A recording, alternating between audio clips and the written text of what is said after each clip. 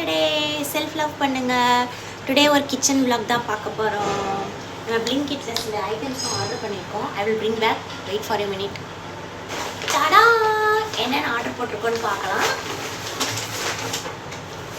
கொத்தமல்லி, கருவேப்பிலை, mint, curd, tomato கொஞ்சம், அப்புறம் ஜிஞ்சர், கார்லிக் நான் ஆர்டரே போடல, ஆனால் கார்லிக் டெலிவர் பண்ணியிருக்காங்க.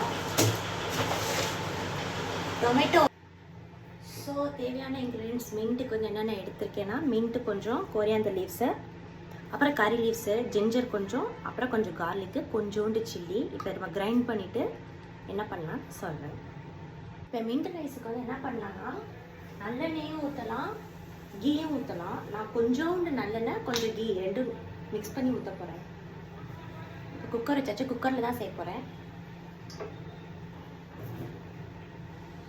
ரொம்ப சிம்பிள் அண்ட் ஈஸியஸ்ட் டிஷ்ஷுனா இது டக்குன்னு பண்ணிடலாம். ஒன் பார்ட் ரைஸ்ன்னு கூட சொல்லலாம். ரொம்ப சிம்பிள் அண்ட் ரிசல்ட்டான மின்ட் ரைஸ் ரெடி. நான் ஃபைனலாக மின்ட் ரைஸோட உங்களை மீட் பண்ணுறேன். கீயும் ஊற்றலாம். நான் கொஞ்சோண்டு நல்லெண்ணெய் கொஞ்சம் கீ ரெண்டும் மிக்ஸ் பண்ணி ஊற்ற போகிறேன். குக்கர் வச்சாச்சு, குக்கரில் தான் செய்யறது. ஒரு பேசிக் அதை விமன்லாம் செய்யணும்னு ஒரு அர்த்தமில் இதை நான் ஃபெமினிசம் பேஸில் நார்மலைஸ் பண்ணி தான் நான் சொல்கிறேன்.